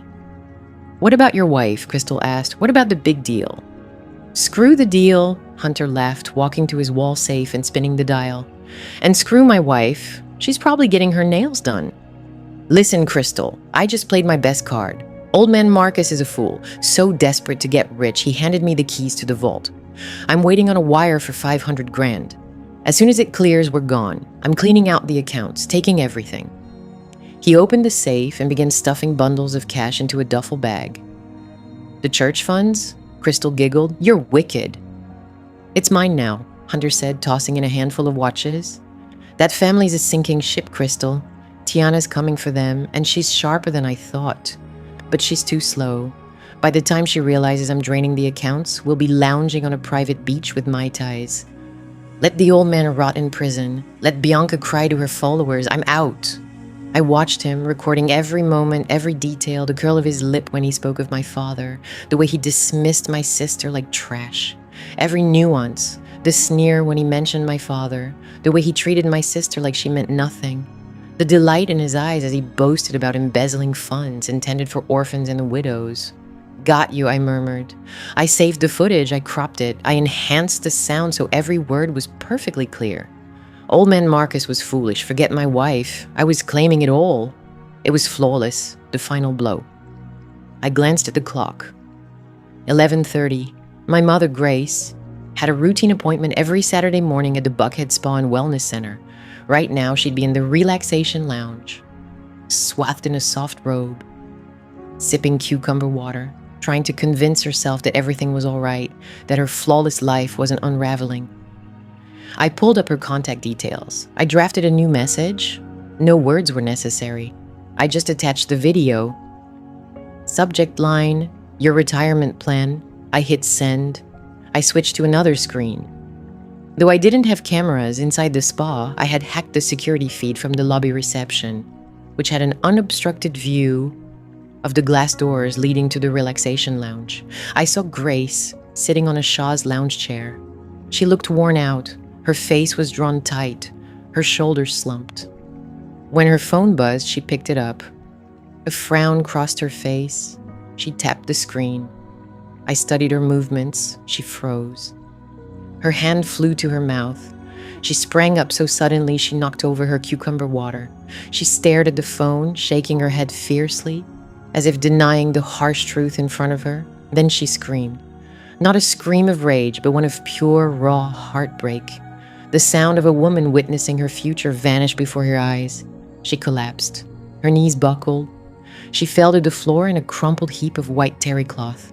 Staff rushed over. Other guests stood, alarmed. I observed the chaos for a moment, their attempts to cool her down, calling for water. A flicker of sympathy stirred inside me. Just a flicker. It was faint, like the last ember in a dying fire. She was my mother. She brought me into this world, but she also abandoned me. She sided with the wolf because she coveted the fur coat he promised. Now the wolf had severed her hand. I returned to the screen showing Hunter. He whistled as he packed his bag, unaware that his escape route had just been obliterated. He believed he was in control. He didn't realize he was just another pawn in my game. I grabbed my phone and called Agent Miller. "He's packing," I said, "heading to the airport in an hour. He just admitted to wire fraud and money laundering on tape. I sent the file." "Received," Miller replied, his tone sharp. "We're moving in. Do you want to apprehend him at the office?" "No," I said, watching Hunter zip up the duffel full of stolen cash. "Let him get to the car. Let him think he's free. I want this arrest to be public. I want him to feel hope die." "Understood," Miller said. "And Tiana, well done." I hung up, poured myself another coffee. The caffeine buzzed through me. 2 down, 1 left. My father, Marcus, was at church, preparing his sermon for tomorrow. probably praying for a miracle, praying the land sale would go through, completely unaware his wife was unconscious. On a spa floor, his son-in-law was about to be taken down by the FBI and his bank account was frozen by federal authorities. He wished for a miracle. I was about to deliver a revelation. Federal agents had frozen his bank account. He was praying for a miracle. Meanwhile, I was about to unveil a startling truth. I opened the folder marked Sunday Service. I examined the blueprint for the church's sanctuary projector, verified the audio system's access codes, and reviewed the agenda. Tomorrow at 10 a.m., Bishop Marcus Jenkins was set to deliver a sermon on forgiveness. I planned to preach about vengeance, and I wouldn't require a microphone. The harsh fluorescent lights in the hospital recovery room emitted a buzzing noise that felt like a drill boring straight into my mother's head. Grace Jenkins blinked open her eyes, and for a brief moment she was oblivious. She gazed up at the acoustic ceiling tiles, puzzled by why the Egyptian cotton sheets on her bed felt rough and smelled like antiseptic. Then the memory of the video hit her like a runaway train. Hunter, the safe, the cash, the laughter. Forget my wife. I'm taking everything. She bolted upright so suddenly the heart monitor shrieked in alarm. Her purse sat on the bedside table. She grabbed it, dumping its contents onto the stiff hospital blanket until she found her phone. Her hands trembled uncontrollably, causing her to drop it twice before unlocking the screen. She called Hunter, but it went straight to voicemail. Next, she dialed the offshore banker in the Cayman Islands, a number Hunter had given her strictly for emergencies. The number you have dialed is no longer in service. She logged into their joint banking app, the account meant to safeguard the church building fund and their retirement nest egg. Balance, 0. Pending transaction, wire transfer to HV Global. Status, completed. A guttural sound escaped her throat, somewhere between a sob and a dry heave. He had done it. The man she had flaunted at the country club. The son-in-law she had praised while betraying her own daughter. He had stripped them bare. The villa in Nice was gone. The yacht vanished. The mansion would face foreclosure within a month. She was 58 years old and utterly penniless. Panic gripped her throat like claws. She needed Marcus. Surely he had a backup plan. Surely the bishop stashed a rainy day fund inside a hollowed-out Bible somewhere. She called her husband. "Marcus, please pick up," she whispered hoarsely. "Pick up, pick up, pick up." "What is it?" Marcus's voice came sharply over the phone, breathless and frantic. "I'm tied up. The deacons are demanding answers about the building fund. I need Hunter to send the ledger." "Hunter's gone, Marcus," Grace screamed, hysteria overwhelming her. "He's gone. He stole the money, all of it. The safe is empty. The accounts are 0. I saw a video, Marcus. Tiana sent it to me. He mocked us. He called you a fool." "Stop it," Marcus snapped. "Don't be hysterical. Hunter wouldn't do that. He's family. Tiana is lying. It's a deep fake or some trick. She's trying to mislead you." "It wasn't fake," Grace sobbed. "I checked the bank. The money's gone. Marcus, we're broke. We're facing prison." Silence fell so heavy, it felt as if the phone had died. Then Marcus spoke, his tone low and menacing. "If the money's gone, we have only one choice. We must sell that land to the developers by Monday, or we're finished. Get Tiana on the phone now." "She blocked me," Grace cried. "She won't speak to me." "Use a hospital phone," Marcus commanded. "Play the victim. Tell her you're dying. I don't care what you say. Just get her to the church tomorrow. If I can get her in front of the congregation, I can break her. Make sure she's at the church tomorrow. Once she faces the congregation, I can break her. I'll get her to sign. Do it, Grace. Or don't even bother coming back home." The call ended abruptly. Grace stared at the phone in disbelief. Her husband didn't care she'd fainted. He didn't care that their lives were falling apart. His only concern was the deal. She glanced at the hospital room phone mounted on the wall. This was her final move, her last desperate chance. I sat in my penthouse office, watching the sun dip behind Atlanta's skyline, turning the glass towers into blazing pillars of fire. My phone rang. Unknown number. Location. Grady Memorial Hospital. I knew exactly who it was. I'd been waiting for this call. I answered, "Hello, Tiana." The voice on the other end was fractured, barely recognizable. The sound of a woman who had stared into the void, and the void had stared back. Tiana, sweetheart, it's Mom. Hello, Grace, I replied, my tone calm and steady. Please don't hang up, Grace begged, sobs racking her body loud and raw through the hospital room. You were right, she confessed. You were right about everything. Hunter, he's a monster. He took the money, Tiana. The building fund, Dad's pension. He left us with nothing. I know, I said quietly, taking a sip of sparkling water, watching him do it. Help us, Grace pleaded. Please, Tiana, you have resources, you have connections. You can stop him. You can get the money back. We're your parents. We raised you. You can't let us end up homeless. Dad's talking about selling the house, but it won't cover what we owe. They'll put him in jail, Tiana. Your father will be arrested. I leaned back in my leather chair and looked at the leather binder on my desk. The $300,000 bill Marcus had handed me. You want me to rescue you? I asked. Yes, Grace sobbed. Yes, darling, please, we're family. Let's review the ledger, I said, my voice hardening. You gave me a bill yesterday, Mom. $400,000. Do you remember what was on page 42? What? Grace stammered, confused. I don't know. There was a charge for emotional distress, I explained. Dad billed me $5,000 for the trauma I caused when I dropped my ice cream at Disney World in 1999. Remember that? Tiana, please, Grace wailed. Well, I've done my own math, I continued. And the emotional distress cost for abandoning your daughter, allowing your husband to humiliate her, and trying to steal her inheritance is a lot higher than $5,000. Actually, it costs exactly everything you have left. Tiana, don't be cruel, Grace whispered. That's not who you are. You're a good girl. I was a good girl, I corrected her. Now I'm a solvent woman, and you're bankrupt. Hunter's gone, Mom. The money's gone. I'm not a bank. I'm an auditor, and your account is empty. But what do we do now? Grace asked, her voice small and fearful, like a child lost in the dark. You figure it out, I said, just like you told me to figure it out when you left me standing in the rain. Sell your jewelry, sell your designer clothes, get a job. I hear the Waffle House is hiring night shifts. You can't do this, Grace screamed, fury replacing despair. You owe us. I don't owe you a thing, I said, then hung up. I sat for a moment in the quiet of my apartment. It didn't feel heavy. It felt freeing, like shedding a skin that had become too tight over 30 years. But the battle wasn't done. Marcus was still in play. I turned to my computer screens and pulled up the live feed from the security cameras inside Grace Community Church. Marcus was there. The atmosphere within the sanctuary of Grace Community Church felt heavy and stagnant, filled with an overwhelming sense of urgency. 500 attendees squeezed into the pews, nervously waving glossy programs featuring my father's beaming portrait. Local news teams were stationed at the rear, their camera lights piercing through the dimness like spotlights in a guarded compound.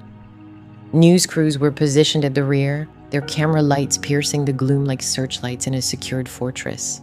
I stood in the entryway, watching the live stream on my phone, my heart beating a slow, steady drum.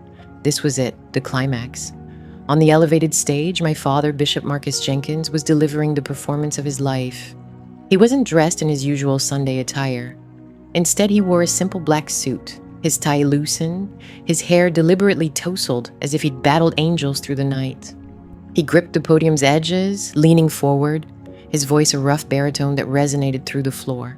My brothers, my sisters, Marcus groaned into the microphone, wiping genuine sweat from his forehead. Today, we walk through the valley of shadows. The enemy stands at our gates. This ministry, this family, we are besieged by dark forces.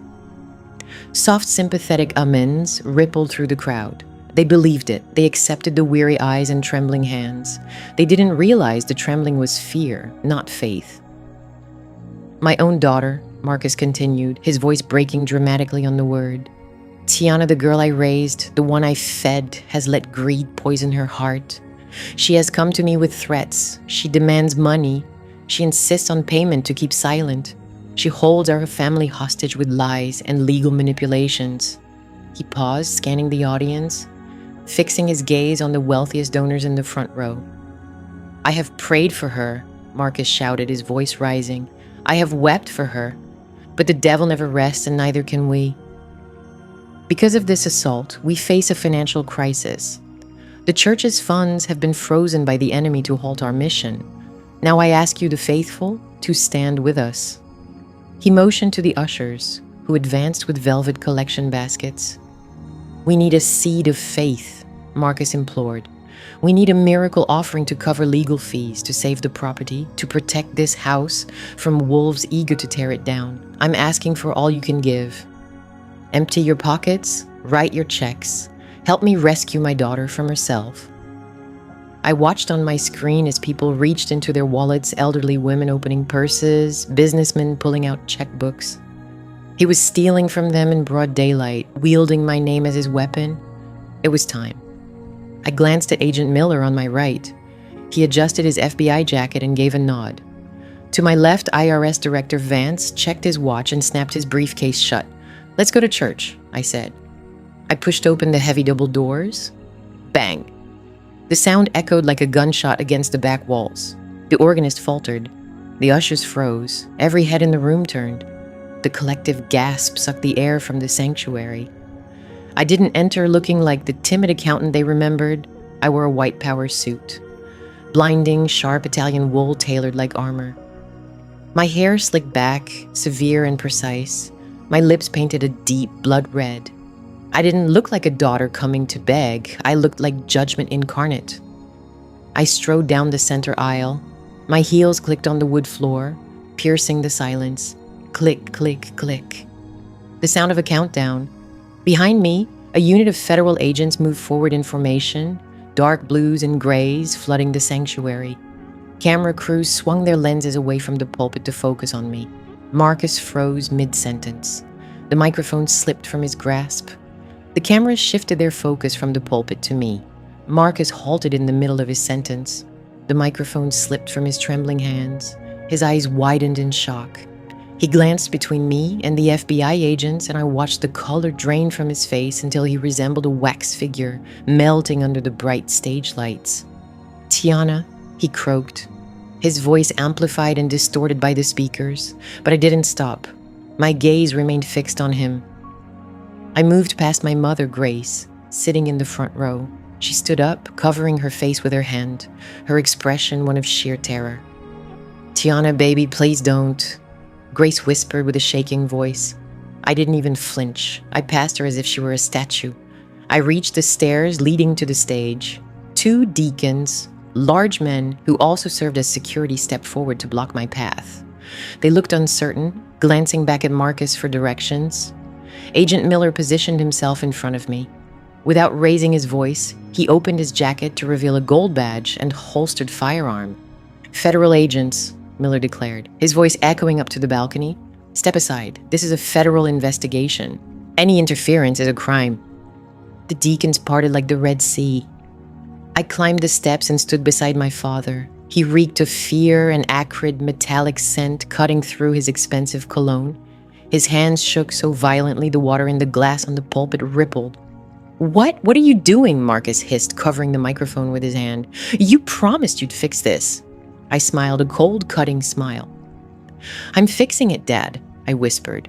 I reached out and took the microphone from him. He didn't resist. He couldn't. He was frozen with fear. I turned to face the congregation, 500 pairs of eyes fixed on me, a mixture of confusion, fear, and curiosity. "Good morning, Grace community," I began. My voice was steady, clear, and loud. The feedback shrieked briefly, then settled. "My father just shared a story with you," I said, "a story about a daughter who is ungrateful, greedy, and blackmailing him." I slipped my hand into the inside pocket of my blazer. I pulled out a folded piece of paper, the same one I'd carried for 4 days. "He claimed I owe him," I said. I unfolded the paper and held it up. "On my birthday, my father handed me this bill," I read aloud, 300,000. "He had itemized my life, charged me for my food, charged me for my clothes, charged me for the gas to drive me to school. He warned that if I didn't repay the cost of raising me, I was dead to him." A murmur rippled through the crowd. Someone shouted, "Say it isn't true, Bishop." "He told you the church's accounts were frozen by the enemy," I continued, my voice growing harder. "He told you he needs your money to fight a spiritual battle." I turned to Marcus, who was slumped low in the bishop's chair, his head buried in his hands. But the enemy isn't outside these walls, I declared. The enemy is sitting right there. It's lies. Suddenly, Marcus shouted, springing up. He lunged for the microphone. She's possessed. Cut the mic. Cut the feed.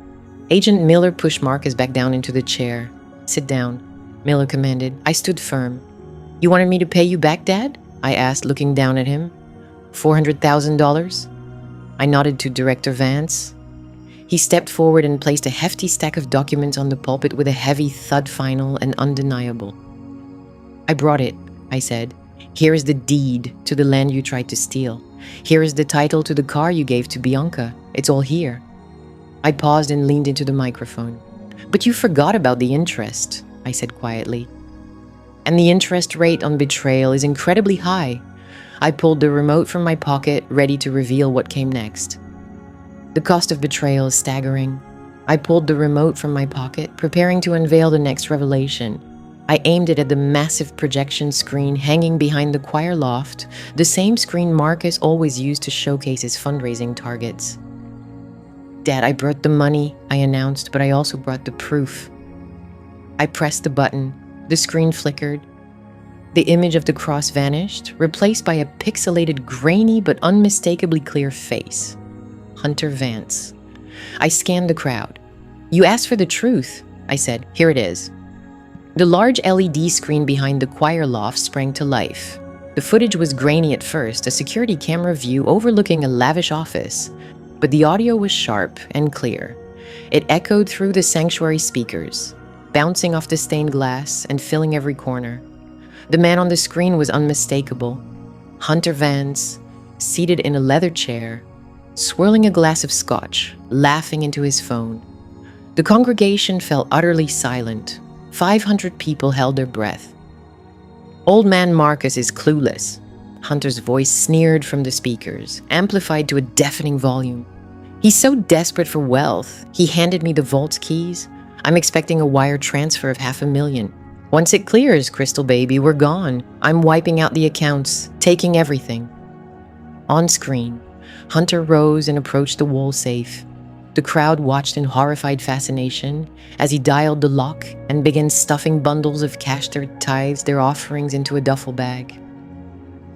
That family's sinking fast, Hunter continued, tossing a handful of Rolex watches into the bag. Let the old man rot behind bars. Let Bianca sob to her followers. I'm out. The video froze on Hunter's grinning face. For a moment, silence reigned. Then a low murmur started at the back of the room, swelling into an uproar. It was the sound of betrayal. Hunter Vance stood in the front row, his complexion draining until he looked ghostly pale. His gaze flicked from the screen to the FBI agents blocking the aisle, then to Bianca, who stared at him, mouth agape, her phone slipping from her grasp. You stole it, Bianca whispered, her words amplified by the lapel mic I still held. You took the money. I didn't steal it, Hunter yelled, panic cracking his voice. It's a deep fake. AI, Tiana fabricated it. She's a witch. Don't trust your eyes. But I wasn't finished. I pressed the button on the remote again. The screen shifted. Hunter's video vanished, replaced by a detailed spreadsheet of forensic accounting report. Hunter's a crook, I declared, my voice cutting through the crowd's growing noise. But he learned from the master, the shepherd who was meant to protect the flock. I pointed the remote, the screen zoomed in. This is the main operating account for the Grace Community Charity Fund, I explained. Last year, you raised $2 million for the new youth center. You gave generously. You gave your last pennies. You sacrificed your nest eggs. I clicked again. A red line traced the money's path, but it didn't lead to the youth center. I said it was rerouted here to a private holding company called MJ Lifestyle. I clicked once more. A photo appeared alongside the spreadsheet, a receipt for a custom Bentley Continental GT.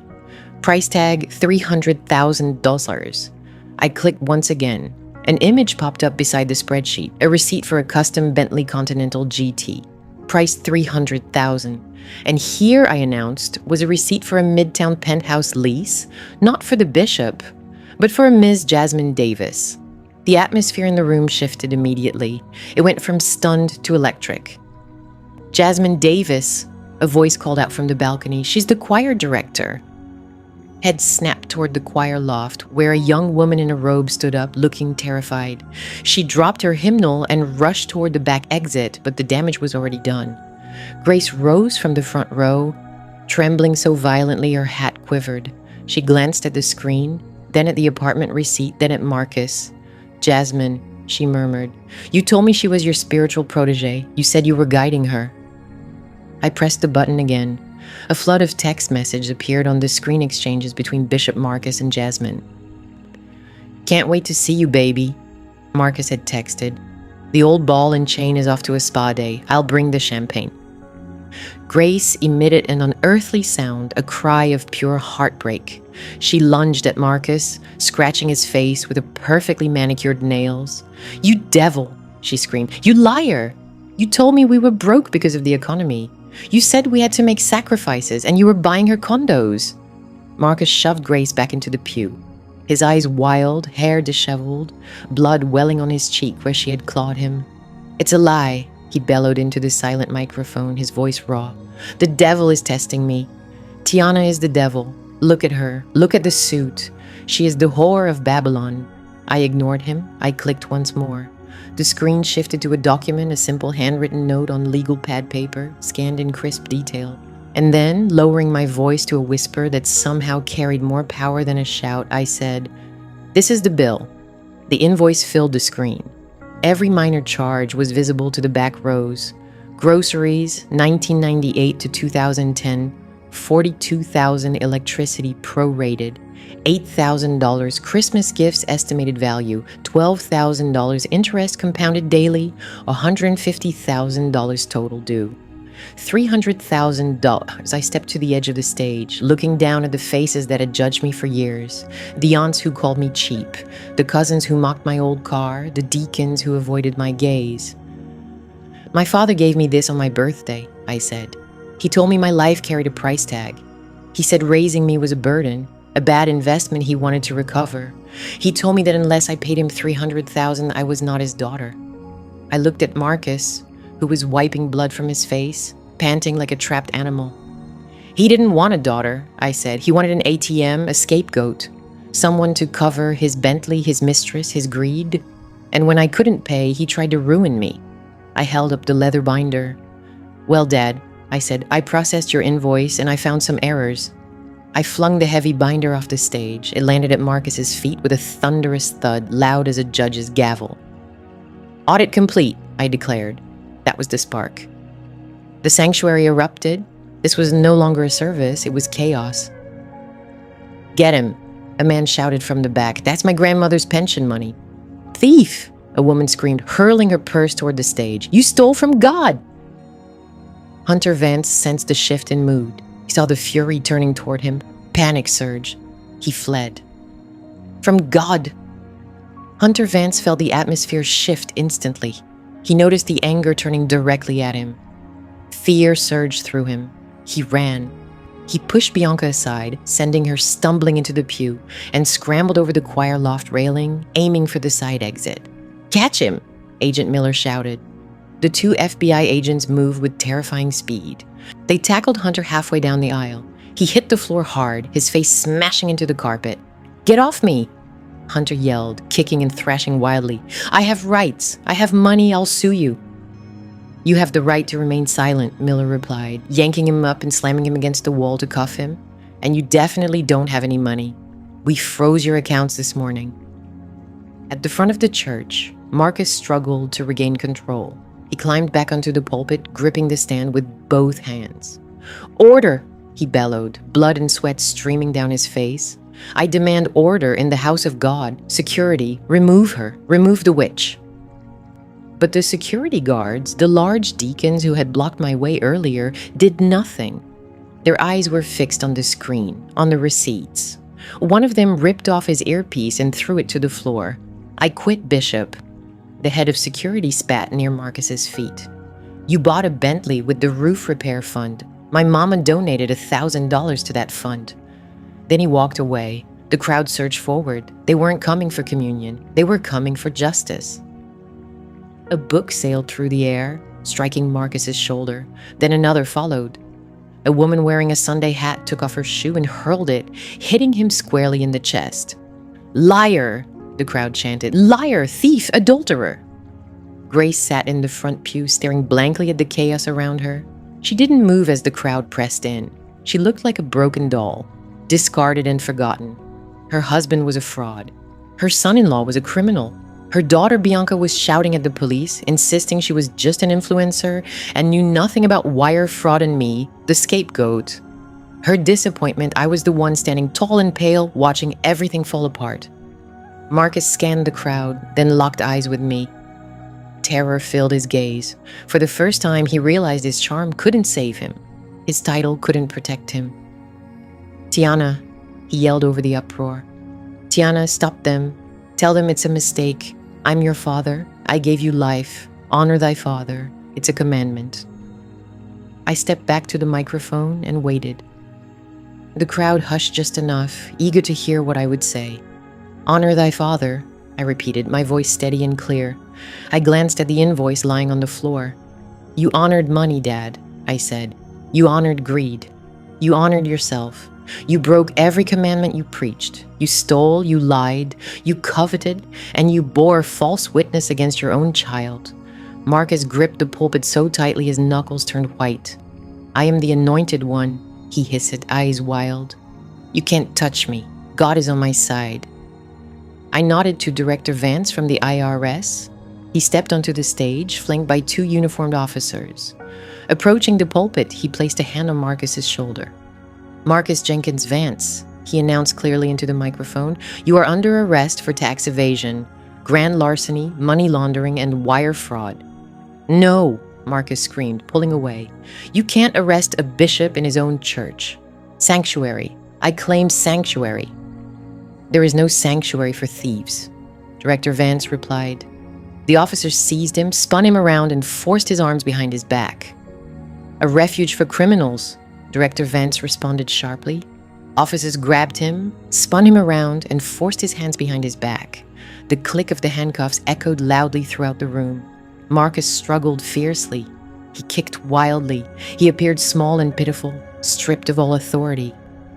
"Tiana," he yelled as they dragged him down the steps. "Tiana, how could you? I am your own flesh and blood. I am your father. Ungrateful, miserable girl. How dare you betray me?" I stepped to the edge of the platform. I gazed down at him as the police hauled him past me. Our eyes locked. Hatred burned in his. Mine were empty. "You demanded repayment, Marcus," I said, my tone icy enough to freeze the baptismal water. "You tallied every dollar you spent on me. You put a price on my childhood." I leaned in close, making sure he heard every word. "You wanted to balance the books," I said. "Well, I did. You spent $300,000 raising me, and I just spent 3 years building the case that landed you in prison." I straightened my posture, smoothing my white suit. "I'd say we're square." The officers dragged him out. The crowd parted, shouting and jeering as he was hauled up the aisle. Hunter was pulled out behind him, sobbing. Bianca was escorted away by a female officer still fussing with her hair. Grace sat alone in the pew, her life in ruins. She looked up at me, her eyes hollow. "Tiana," she whispered softly, "what about me?" I stared at her, the woman who watched me drown yet complained about the water splashing on her shoes. "You've got the gumbo, Mom," I said coldly. "I enjoy it." I dropped the microphone. It hit the floor with a thunderous crash. I turned my back on the pulpit. I turned away from the cross under which Marcus had concealed his sins. I walked down the side stairs. Agent Miller opened the side door for me. Blinding sunlight poured in. I stepped out of the church. I stepped out of the shadows. And for the first time in 30 years, I did not look back. The gavel struck the wood with a booming sound, ending a long and violent storm. In the federal courthouse in downtown Atlanta, the air was thick with the scent of polished floors and despair. I sat in the back row, witnessing the final chapter of the tragedy my family had written for itself. Marcus Jenkins and Hunter Vance stood before the judge wearing identical orange jumpsuits. The luxurious Italian suits were gone. The gold watches vanished. The arrogance that had propelled them for decades had dissolved, and leaving 2 small, frightened men shackled at the waist. The judge, a woman with steely eyes, wasted no time with speeches. She surveyed the mountain of evidence compiled by the FBI. She reviewed the forensic accounting of the embezzled charity funds. She considered the wire fraud indictments. 10 years, she declared, her voice resonating in the hushed courtroom. Each of you without parole. Marcus slumped against the defense table. His eyes searched the gallery for a savior. He looked for his deacons, but the pews were empty. He searched for his political allies, but they had deserted him the moment the handcuffs snapped shut. At last, his gaze found mine. "Tiana," he mouthed silently, "help me." I did not flinch. I did not smile. I simply watched. It was the same look he had given me when he handed me that $300,000 bill on my birthday. A transactional expression that said, "You are an asset to be exploited."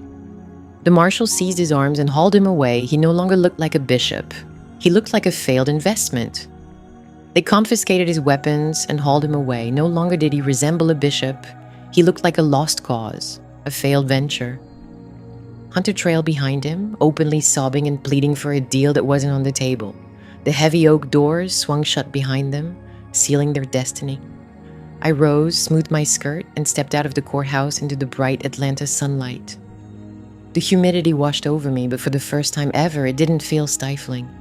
It felt like a new beginning. The aftermath was swift and merciless.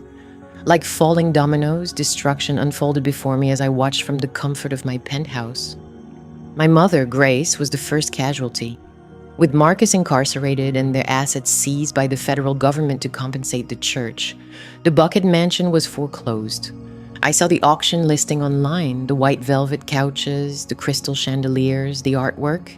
She had treasured those possessions more than her own children. Everything went to the highest bidder. She called the day the marshals evicted her. I didn't pick up.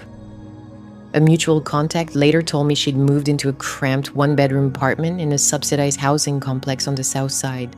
The air conditioning was broken. The carpet reeked of cigarette smoke. She'd had to sell her last pieces of jewelry just to cover the deposit. The woman who once sneered at my sensible shoes was now riding the bus to a dry cleaner's, spending her days pressing shirts for the very kind of women she once dined with. Then there was Bianca, my sister, the shining star, the influencer.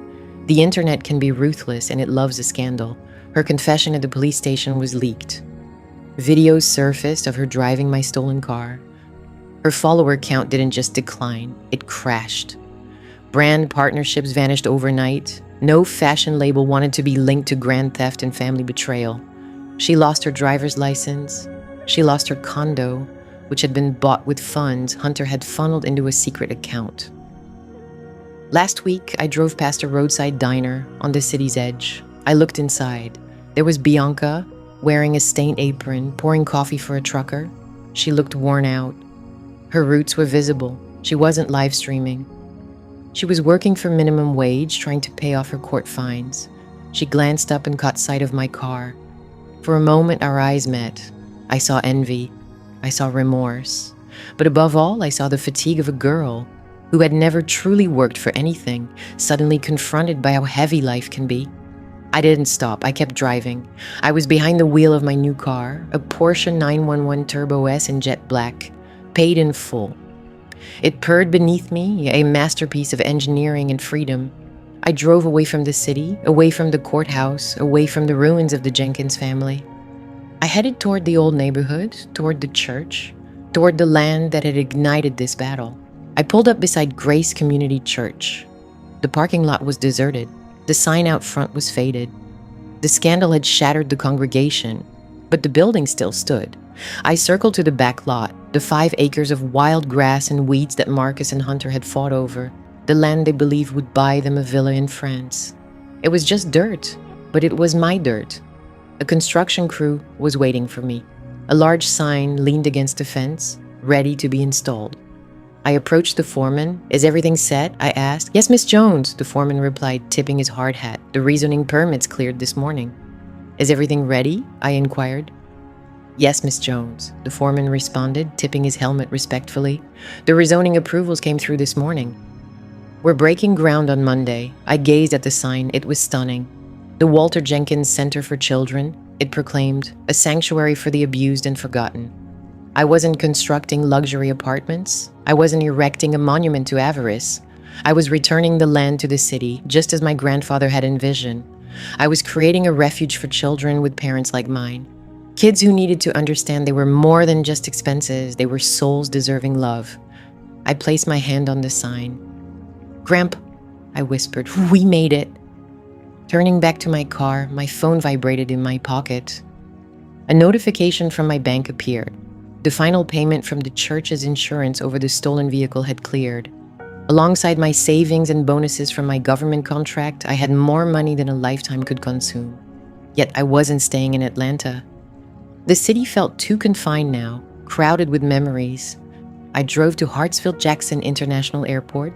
Skipping the economy lot, I pulled up to the private terminal valet in my Porsche and entered carrying only a small bag and my passport. I settled into the first-class lounge, sipping champagne, watching planes ascend into the sky. My phone buzzed again. A message from an unfamiliar number, but I knew exactly who it was. "Tiana, please, it's Mom. I'm freezing." They turned off the heat. "I know I messed up, but you can't abandon me like this. I'm your mother. Just send $5,000 for the heating, please." I stared at the text. Thoughts of the $300,000 debt flooded my mind. Memories itemized like a ledger of my childhood. The heat in my heart shut off decades ago. I felt no anger, no sorrow, only a profound, empty calm where guilt used to reside. I tapped her contact details, scrolled to the bottom, and selected block caller. I confirmed.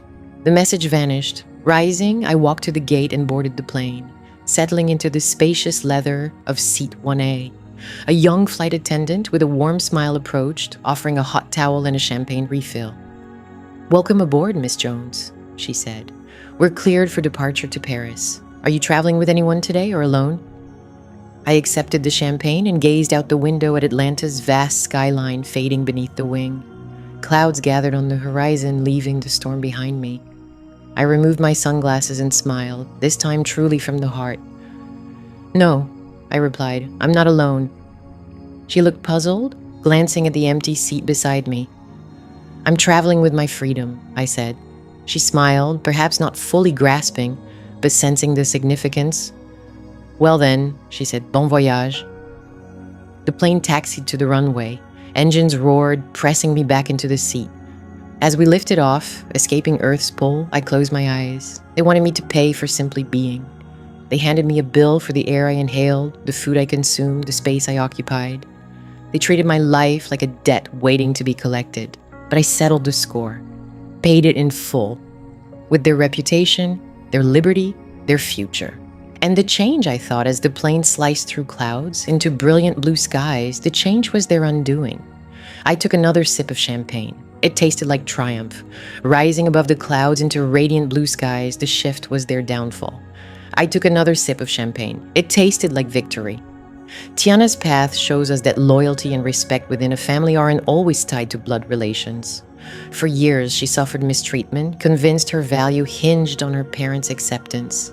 Her real freedom came not only through financial independence, but through understanding she owed nothing to her abusers, not even forgiveness. By establishing clear boundaries and meticulously recording the truth, she took back control.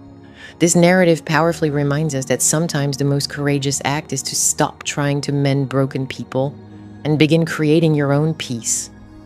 Genuine liberation is realizing you are enough just as you are.